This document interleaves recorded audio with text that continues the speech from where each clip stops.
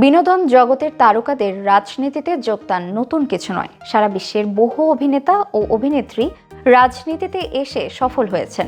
তেমনি টলিউডের জনপ্রিয় মুখ পার্নো মিত্র দীর্ঘদিন রাজনীতিতে সক্রিয়। তবে সম্প্রতি নির্বাচনের আগ মুহূর্তে তার দল বদলে বিজেপি থেকে তৃণমূল কংগ্রেসে যোগদান দেশের রাজনীতিতে আলোচনার জন্ম দিয়েছে।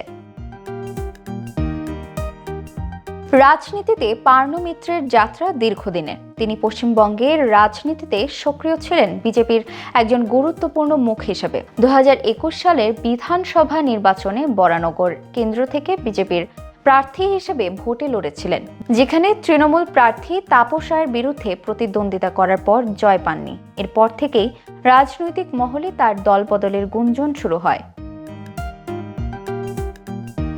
নির্বাচনের আগে তৃণমূল কংগ্রেসে যোগদান করে পার্নো মিত্র সমস্ত গুঞ্জনকে বাস্তবে রূপ দিয়েছেন। পশ্চিমবঙ্গের আইন ও স্বাস্থ্যমন্ত্রী চৌধুরীমা ভট্টাচার্যের হাতে আনুষ্ঠানিকভাবে তৃণমূলের নাম লেখানোর মধ্য দিয়ে এই বিষয়টি রাজনীতির মূল আলোচনার বিষয় হয়ে উঠেছে। পার্নোর এই পদক্ষেপ শুধু রাজনৈতিক মহলে আলোচনার জন্মই দেয়নি, বরং আগামী বিধানসভা নির্বাচনে তার প্রভাব ও ভোটের প্রতিক্রিয়া নিয়েও নতুন আগ্রহ তৈরি করেছে। বিজেপি ছেড়ে তৃণমূল কংগ্রেসে যোগদান তার রাজনৈতিক ক্যারিয়ারের নতুন মোড়। রাজনৈতিক বিশ্লেষকরা মনে করছেন, পার্নোর এই দলবদল ভোটারদের মনোভাব এবং নির্বাচনী ফলাফলে গুরুত্বপূর্ণ প্রভাব ফেলতে পারে। তার জনপ্রিয়তা এবং মিডিয়ার উপস্থিতি রাজনৈতিক কর্মকাণ্ডের সঙ্গে যুক্ত হয়ে তাকে একটি শক্তিশালী রাজনৈতিক ব্যক্তিত্ব হিসেবে তুলে ধরেছে। অভিনয়ের পাশাপাশি পার্নোর ব্যক্তিগত জীবন ও পেশাগত যাত্রাও সমানভাবেই বৈচিত্র্যপূর্ণ।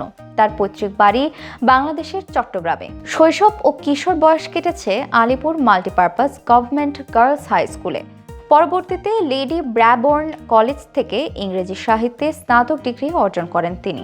2011 সালে অঞ্জন দত্ত পরিচালিত রঞ্জনা আমি আর আসবো না সিনেমা দিয়ে বড় পর্দায় অভিষেক হয় তার। প্রথম সিনেমাতেই পার্নোর অভিনয় প্রশংসিত হয় এবং সেরা অভিনেত্রীর পুরস্কারও অর্জন করেন তিনি। পরবর্তীতে মোস্তফা সরওয়ার ফারুকী পরিচালিত ডুব সিনেমার মাধ্যমে ঢালিউডে নাম লেখান তিনি, যা তার অভিনয় জীবনের উজ্জ্বলতা আরও বাড়িয়ে দিয়েছে।